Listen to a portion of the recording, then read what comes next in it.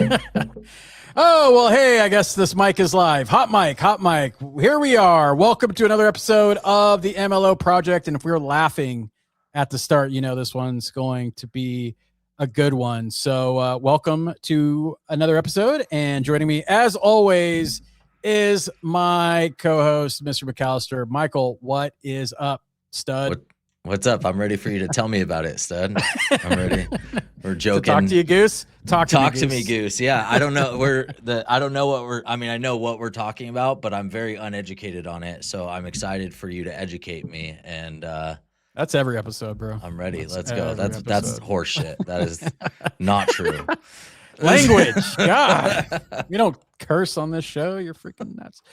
All right, my friends. Today we are talking about Compass. We are talking about the Trinity, I won't call it the Holy Trinity, but we're going to call it the Trinity, the trifecta of Compass and Redfin and Rocket with the new alliance there that was announced. And guys, like, I think you guys are thinking we're taking probably the angle you're expecting us to take, but it's not really that, because ultimately that song's been sang, and I think everyone understands it by now. If you don't, I don't think we need to rehash it here, but I want to talk about what this really means. Now, so what a lot of people don't know, and that's what I want to get into, and this gives Michael a little bit of foundation, because I don't think Michael pays attention to this side either, because why would you, right? And honestly, a lot of loan officers were totally unaware of this also, right? So there's a few things that play here. One is, if you're not on the real estate side, and so like I'm on it because just of, you know, what I did in the past, but also the fact that like I create real estate content for our loan officers and our clients here at Empower every single week, right? And so are you okay over there, buddy? That mic's moving quite a. All right, you good? Right. Yeah. Am I making noise with it? Oh, you're making a lot of noise. So I just want to make sure. So I just was like, yeah, Michael's rebuilding his desk over there where we're going here. But now that we've got that out of the way, the whole hands up, what you don't know is that Compass has been on a warpath against MLS, against NAR, and against Zillow. And so I'm not going to go into because it's a long drawn out story, but just to sum up quickly, is that Compass believes that the agent should have control over the listings. And what that means is private listings, or, you know, sometimes referred to as pocket listings, right? Listings that are talked about, marketed, and sometimes even done without actually being advertised on the MLS and then by extension, some of the portals out there right now. Doing so is, I don't know about every MLS, but I'm pretty sure like most of the MLSs have like, you have certain, you know, requirements that you have. And one of them is that you don't market properties outside of the MLS. Right. And so Compass has decided like, hey, I'm going to pull our stuff out. We're just going to do, Robert Refkin, who's who runs Compass, has like, I'm pulling our stuff. We're going to do private listings. Right. And then maybe we'll add them to this or that. And basically he thinks that, he calls it the, God, he has a really good word for it, right? It's kind of like the mafia. So he calls it like the real estate, but he doesn't call it mafia. He uses another term, right? And so he calls it of the MLS and NAR and stuff like that. Now, Zillow came out and said, hey, if you market a listing and you don't put it on Zillow within 24 hours, we won't allow that listing to be on our portal, right? Now, what does that do? It cuts off a pretty large audience, right, to listings that won't go on Zillow, right? And so then there was a legal challenge to that. And so that was happening. The whole MLS stuff, it's coming out. And you guys could read all about this. I'll put a link, in the show notes to some of the articles. A lot of them are behind paid walls, but I'll try to find one that's open or free so that you can go and do it. I'll find a way for you to get the information, right? So you can kind of, follow this. Now, in what I feel is a very strategic move, and I thought was actually a very good move on Compass's, they're like, all right, screw you guys. We will do two things, right? One is we will go to another portal and actually give them exclusive listings. Now, what people don't understand about Compass, and this was a surprise to a lot of people as well, but maybe you've heard of other brokerages like, I don't know, Cochrane, Century 21. So Compass acquired Anywhere, and that was closed last year. And so that makes, as far as like when you're talking about total sides transactions, it makes Compass, which is now CIH, right? So I think it's Compass International Holdings. It makes us the largest brokerage in the country. right? So now what happens is those 500 sides, those listings, 500,000, sorry, probably misspoke that. You're like 500. Who gives a shit about that? Sorry, 500,000. And that means all of those listings will no longer be on Zillow.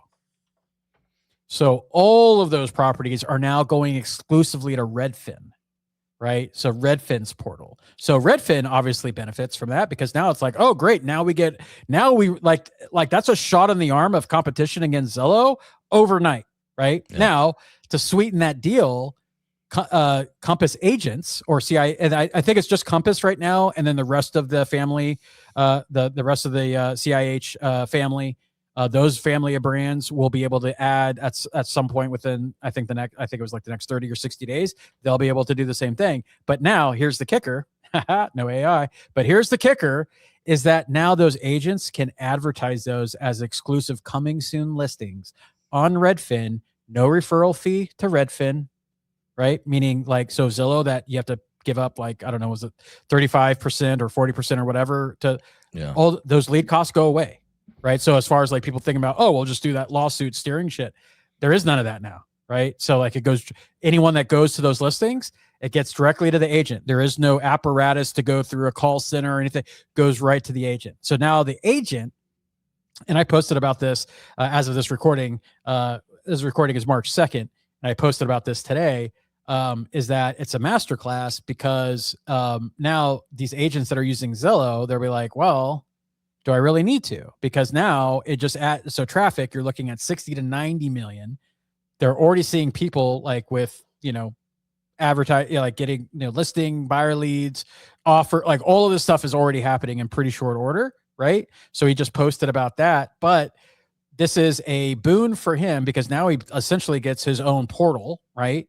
Because with Redfin, and look, they're going to list other properties from other one, of course, but now it's just that because there's no more. So they're cutting Zillow out completely, right? So that's a hit to Zillow. And people will be like, well, if I could do that on Redfin, why would I pay Zillow, right? And at the end of the day, Zillow's only powerful. And this is what people don't understand. Like Zillow's only powerful because you guys gave him power by putting all your shit on there, right? Now, do you think Redfin's going to make these kind of deals with smaller brokerage, or do you think it's the fact that Compass had 500,000 listings to offer that made them like agree to essentially take away their lead gen model entirely? Well, so I talked about this too. Is like if they are as strategic and as smart as I think they are, that would absolutely be the play. Because here's the thing. Zillow is only powerful if it's got data, if it's actually got the listing.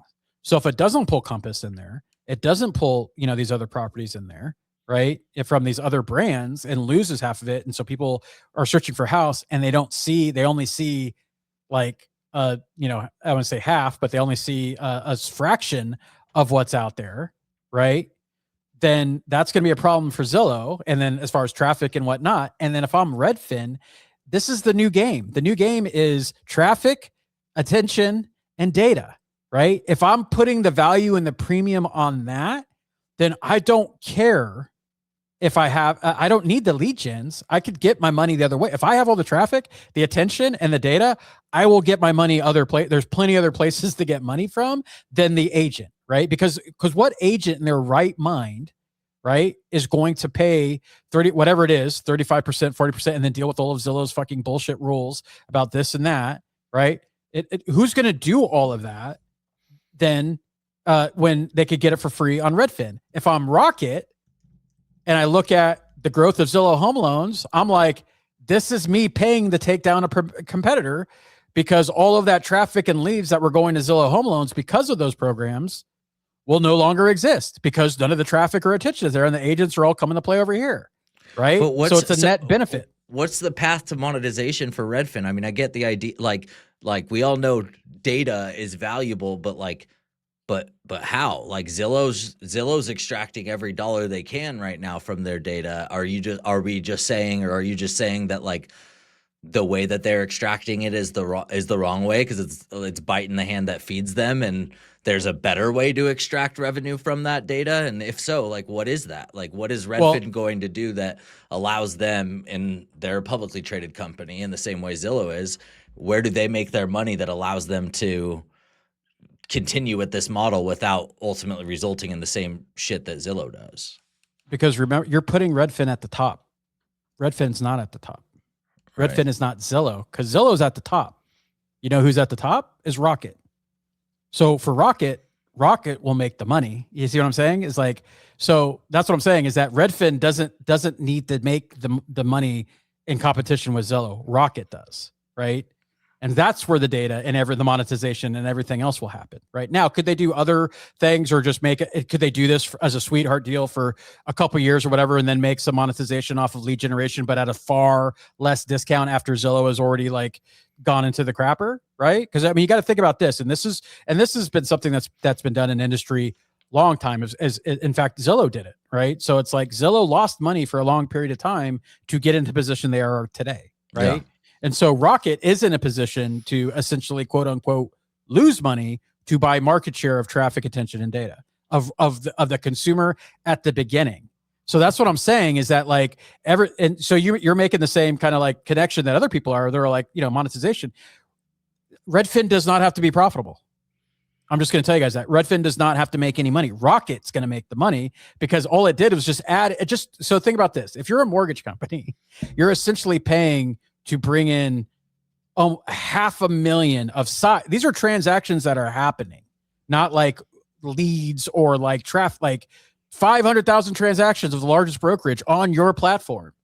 Right. So it doesn't matter what Redfin monetizes or don't. Like I said, there'll be options in other ways. Maybe there's ancillary insurance and other shit that they could do through that puts it in front of the consumers. But at the end of the day, who gives a shit? Because I want the customer, right? From a Rocket company standpoint, not a Redfin company standpoint, who gives a shit, right? Like that's what I'm trying to get. So that's what I'm saying, is from a strategic and being smart. Like that's the play I would make every single day, even if I'm losing money, because I'm hurting my biggest competition. Essentially, as soon as Rocket bought Redfin, like they became the Zillow competitor, right? So now it's Zillow versus Rocket. And I'm sorry, Zillow has its eggs in all one basket, and that is they're being fed by real estate. Once that goes away, Zillow is not a great mortgage company. Zillow is not going to burn the world down with their prowess and origination, right? They're a portal, right? They're a data company, and yes, they bought Follow Up Boss and all that other shit, but it's all on the real estate side. If you can't like legit, like to me, I look at it as like a smart bomb into like the portal wars, right? Yeah. And now, this is all blue sky, and a lot of things could happen. Zillow could reverse, and then you have people saying, well, we want people on that. But because Refkin is one of those guys that just, he's going to do what he does. Like if he pulls all of that away from Zillow and the MLS, and the other thing is that I would also work to change, like he's going to, again, if they're as smart and as strategic as I think they are, I'm pushing the narrative that was basically behind the whole NAR MLS lawsuit to begin with, right? Is that narrative is like, that's the old stuff. They don't care. It's antiquated. It's anti-consumer. You've already saw the lawsuit. We're doing this now with a combination of Rocket and Redfin and this and that, right? Like, so then it starts to change the narrative that, oh, consumers, you could trust this. Don't trust the Zillow and the MLS and that. Organized real estate. That's the term that he used for it. Organized real estate. So that's what he calls Zillow and NAR and the MLS. He calls it organized real estate. So then he's going to start painting all of those people with that. Now, as agents, and I've already started to see, in fact, I was just talking to a loan officer today, and he said the top, I think it was like top 8 or 10 agents from KW that he was in, now just moved over to Compass. Right. So like it's going to start, because people are starting to see like, well, because as an agent, yes, you love your brokerage and whatever, but at the end of the day, of like whatever's going to help me like make more money, to get more listings and all that other shit, like that's where I'm going to play. Yeah. And so to me, like the post that Refkin made today was a path for agents to come to Compass, a path for them to get away from Zillow. I mean, it was everything. It was like, to me, it was like one of the best, and it was totally, he didn't sell any of that, but he laid out like what this new partnership was by using his agent as the story and some visuals of like the coming soon. And if you're reading that, I'm like, dude, that like was one of the best things I've ever, like that was a strategic post from a marketer. I respect it and see it. And guys, look, I know the whole Rocket thing is the Rocket thing, but like we wanted to talk about this, or, especially this was like, my idea to have this as a topic, because I want everyone to understand that, again, the game is this: it's attention, traffic, and data, period. And because of the consolidation of what Rocket buying, the servicer and everything else that's happening, right? Like, honestly, going into this conversation, I forgot, and so this is a good reminder for everybody else. Like, I forgot that Rocket bought Redfin, because Redfin has just been so quietly. And so I'm sitting here, and I'm like, okay, but Rocket, like, how does that benefit Redfin? Well, duh. At the end of the day, like that, it's ultimately Rocket calling the shots there, and there's a reason why Rocket doesn't care. They just bought essentially an MSA without having to pay MSA prices, and without having to like be shiesty about it with all these lawsuits going on. So, well, and here's the thing: I don't think they had to pay anything. That's what I'm saying. If no money exchanges hands, there's no quid pro quo. There's no there's no liability. There's no fucking I mean, at least I didn't see anything, and all the different stories and stuff. There's no details on the partnership of any money. If anything, they just said, "Hey, Compass, you need that. Like, you guys are disrupting and trying to do something. Like, we have the facility to help you." And to them, it's like, together we'll do that. We'll do it all, right? And because at the end of the day, they would all financially benefit one way or another. Yeah. Right. And then you add in the servicing. And so this is why all these conversations that we're having about database, and we're going to have some other podcast episodes about, staying in front of your clients and overcomplicating it, guys. Like, this is why we are focusing on retention, right? Because you guys don't understand, like, there's going to be a huge data drain from all of these partnerships and these alliances of the bigs that have all the transactions, that have all the data. So it's not like these are like up and coming startups trying to like get their feet wet. Like, they're already established like leaders in the industry, and now they're combining forces. So yes, it is going to take loans out of what I call the traditional pipeline. Right. And so now, is it going to have like all the market share? No, but it's going to have a good chunk of it. And it doesn't matter. Like, people always like focus on the market share shit. And I'm like, at the end of the day, it's like, you guys are looking at it, extrapolating it from like the whole, as opposed to be like, if I'm in a market, right, and all of a sudden, like, I had 50, now I only have 2 that I'm competing against, because everyone's locked into this Rocket servicer, fucking Compass, all of these things, right? All the agents and all the holding companies, like, guys, like, that's why you have to stay front and center with your clients, and not with bullshit, right? Not with just birthdays and anniversary messages. You got to be contacting. We just did a call on this on Mortgage Money with Robert Piccolo sorry, I always freaking do that. Eland, right? Yeah. Eland, right? Where he laid all of this down, right? And everyone was just kind of like, oh my, shocked, and just realizing like that's how that works. And my friends, like, this is going to be a new world. It's a new battleground. You're not equipped to play in it. None of us are, really. And so, like, we got to find our way. And the only way to find a way is, like, we got to be great at what we do. You got to be at the upper echelon of your communication, of your relationships, right? This is why all the stuff that we're doing at Empower with our growth engine is to do that, so that you can play at a different level than 90% of your competitors. We saw that huge drain after 22. We're going to see it again, right? Or they're going to go work for Rocket, right? Or they're going to go work for Zillow Home Loans, or they're going to work for Better, or they're going to work for a call center or whatever. Like, that's where they're going. I know loan officers that are doing that now, that are going to work for Rocket, right? So like that's the game. And so like, that's just going to, so the more that goes there, the more the market share increase, the smaller the pie gets. And so you can't just do it by just ho-humming your way through the day. Like, you got to be on your stuff right now. It's not complicated, right? But you got to be like, you got the stuff that really throws loan officers off. Like, you got to be on your A game. Well, I have always looked at these types of situations, even if I don't, it's hard. Like, if you read all these books and listen to these podcasts, and you want to think abundance, and like, sure, even if you want to ignore the math and think abundance, there's another way that you can look at this. That is just, we all want to grow. Like, if you're in this business, odds are you're somebody who is pursuing a better future for yourself. You want to grow.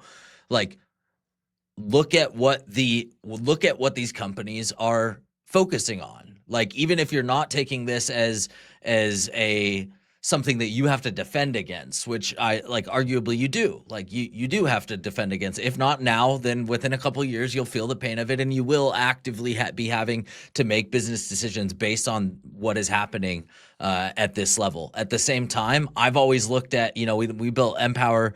We started Empower. It was all about the Google Ads pay-per-click lead generation, right? And like the number one thing that we did in every single demo that we had with somebody was that we went through the exercise of showing them what the best companies in consumer direct were doing. Why? Not because it was like, hey, you have to do this to compete. We all knew that like consumer direct was just one piece of the pie, but it was, hey, if these guys are investing and focusing this much in it, even if you don't believe it's that the future is here today, you sure as shit can project where things are going, and you can, get ahead of local competition or whatever it is. So I think, I agree with you wholeheartedly. I think sometimes though, I'm the type of person that thinks too far ahead with some of these things. And I think that there's probably people listening to this that are like, try to, are the types that are like, oh yeah, but that won't affect me in the next couple years or whatever. Again, at the end of the day, all that you have to take from this in order for it to be valuable to you is recognizing what the best players and the biggest players in the game are focused on right now, and finding a way in your business that you can focus on that same thing. It doesn't have to be in the same way. You're not going to go out there and build a partnership with some local broker that's going to give you some real estate mortgage all-in-one platform, which I've seen people attempt to do at the local brokerage level. It's just freaking hilarious. Like, that's not the play. The play is recognize what it is that they're valuing. They're valuing attention at the top of the funnel. They're valuing attention at the bottom of the funnel, arguably that whole like consumer life cycle flywheel thing. They're valuing attention in servicing, like they're valuing that attention in that relationship, and that's your game. If you're listening to this and you're a local LO, that's your game. They're just trying to figure out how they can play it, and so we got to remember that, and ultimately just double down on the things that we have always known we should be doing anyways. Any great sales leader in the mortgage industry has always preached the value of staying in front of your database and nurturing your relationships with your database and making the phone calls, doing those things. Like, don't look at this as I have to change everything. Look at this as you have to double down on the things that you should have been doing already. Yeah. And here, guys, like, I'm going to hit you with something else, right? The reason why this matters, and I really want you to lean in on this. The reason why this matters is because there's going to be less consumers that are going to be able to buy a house in the next 5 years. There just is, with the advent of AI and the disruption. I posted the data from the different sources, like the World Economic Forum, of what that's going to be. I think they were a little conservative on their numbers, but you're looking at 80 to 90 million jobs in the next 5 years, right? That's a lot in the US. That's a lot. Goldman Sachs, same thing, right? I think it was like 6 or 7%, right? Now, that's completely impacted, but a good portion of that was completely annihilated right now. And these aren't just low-level jobs. We're talking middle management. We're talking 80, 100, 150K style jobs, right? That are going to get changed, and that means reduced. So you take that. You take that shit's just expensive in general now already. So the point is that bar pool is going to shrink. Right. And guys, like, anyone that talks about market share is really just trying to defend that they don't want to admit what's happening. Right. The point is the market share has increased year over year. And here's the thing. Better Mortgage did billions. Zillow Mortgage did billions. Right. Those are two mortgage companies that did not do billions. So those billions came from somewhere. They didn't come from you. They came from there. And that's a lot of loans. And so you may be like, okay, great. Like, if you're on the upper echelon, let me just like get to the punchline. If you're on the upper echelon of loan officers, and I don't care, like, meaning like you're at the top 1%. I mean, like, you're a killer. You execute, whether it's you're the best 3-unit loan a month loan officer, 20 loans, 20 units, 30, whatever it is. If you're upper echelon, meaning your people love you, you're personal, you keep that database clean, relationship, you follow up, you're consistent, the shit that we talk about, you're not going to have a problem. You're going to be fine. Right. So just let me throw that out there.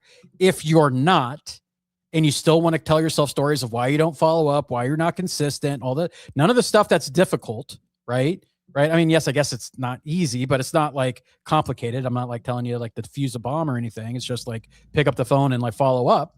Right. Like, if you don't do that, you are going to have a rough time, or you're going to go work for one of these bigs, right? And then the other people, they'll say, oh, well, it's not going to do this or that. Guys, look, I've been in the industry so long and seeing all these disruptions and all. We're wrong more than we're right, right? And I tell this story, but because I think it needs to be told, right? When the whole iBuyer thing came out, right? I was there. I was at Inman. It was in San Francisco. Is when they had these iBuyers on there. We're talking about like Knock and all these other things. Right now, a lot of you are like, well, yeah, but some of them are out of business. Yes, they are. But that they were rocking and rolling until fucking COVID hit. Right. So don't give me that shit. Right. But in that room, everyone laughed. They said, everyone's talking about 6%. Who's going to pay 8, 9, 10% or whatever? Like, guess what? A lot of freaking people did. And in Phoenix, in the metro area, right? It was like 35, 40% went to an iBuyer before they went to the traditional platform.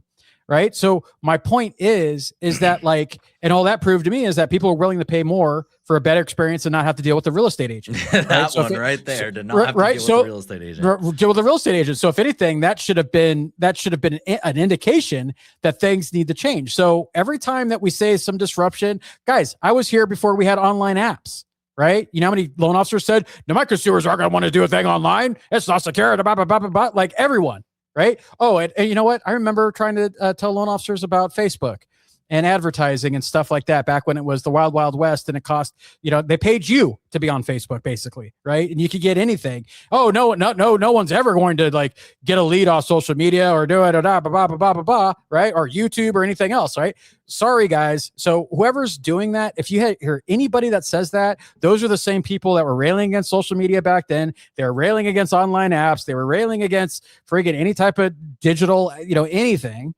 Right. So don't listen to those people, especially the people that talk about market share, because they do not understand what they're talking about. Right. Because this has been if you've been paying attention, none of this should really be surprising. Right. This has been a slow burn, but it's like you win the lottery. I won't tell anyone there will be signs. Right. There have been signs. But what do? Least path of resistance. We're going to go ahead and pay Zillow. Real estate agents are going to go ahead and pay Zillow. We're going to just give them all the traffic, all the attention, all the brand recognition. So they become the brand name that people think of. They think of Rocket. They think of Zillow, right? I don't give a shit if they're not if they don't have the most market share. The point is that they're going to get at bats more than, the loan officer that, is afraid to post on social media, right? Or is afraid to have their contact information updated online, right? You know what I mean? This is real stuff. And so this is the conversation that everyone really, really needs to be having right now and understanding what you need to do for your business. Now, there's plans or strategy. It's not like a lost cause, but you need to start, right? You need to start by getting in front of your clients. You need to start by being memorable, by being freaking relevant, right? By being trusted, right? And hey, I'm with you guys. Right. So don't get me wrong. I know it may seem that I respect what they do from a strategist and a marketing standpoint. I think it was a masterstroke. Right now, am I happy about it? No, because it's going to hurt a lot of people. Right. And honestly, I don't know if it's the best thing for consumers. But at the end of the day, guess what? I don't get to decide that. Consumers do. If consumers decide that this is the best thing for them, then it doesn't freaking matter what you and I think.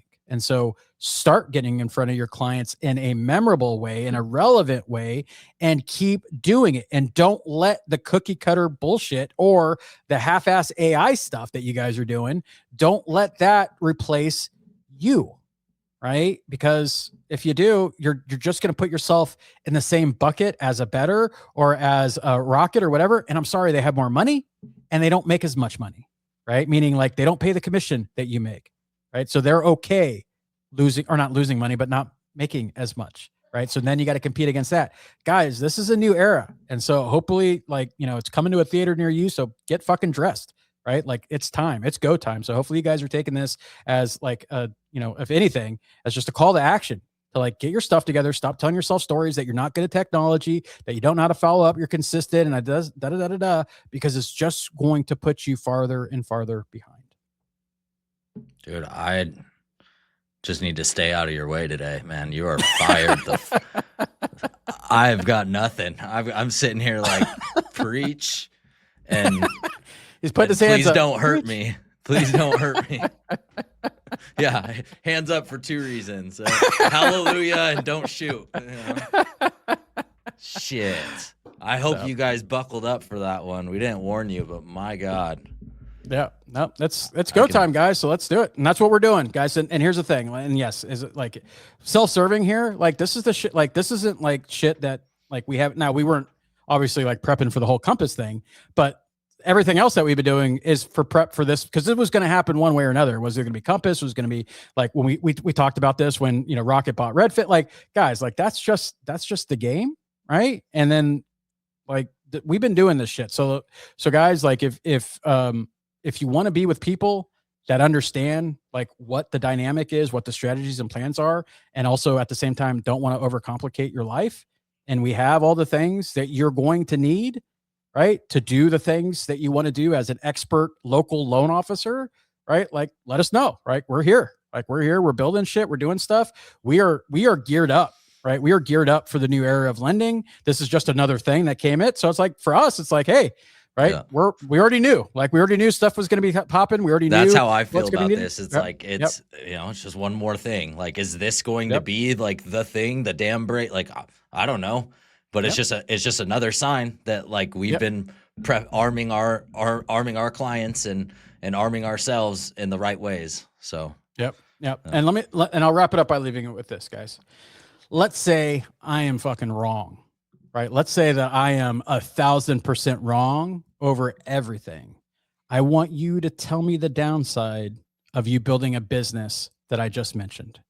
You tell me, because this is a win-win either way. You build that business. This doesn't happen. You're going to be better off than you are today. Right. This does happen. You're going to be better off than you are today. Right. So that's what I'm saying, guys. This isn't like, like, oh, well, if he's wrong, this and that, guys. Tell me the downside. Tell me the downside of building a business that's memorable, relevant, consumer first, relationship. You tell me the downside of having a business like that, and I'll shut up. The problem is you can't. So this is the point, right? Whatever you do, wrong or right, does not matter. Build a business like that because we're trending that way, one way or another.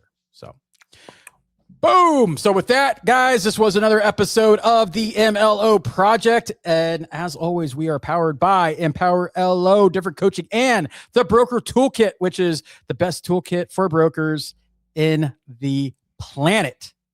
Or say in the planet or on the planet? On the planet, in the planet. On the planet, in the planet. All of it, both. Underground, above ground, doesn't matter. We are the best toolkit for brokers. So, guys, we will see you on the next episode. And thank you for being a valued member of our audience. Take care.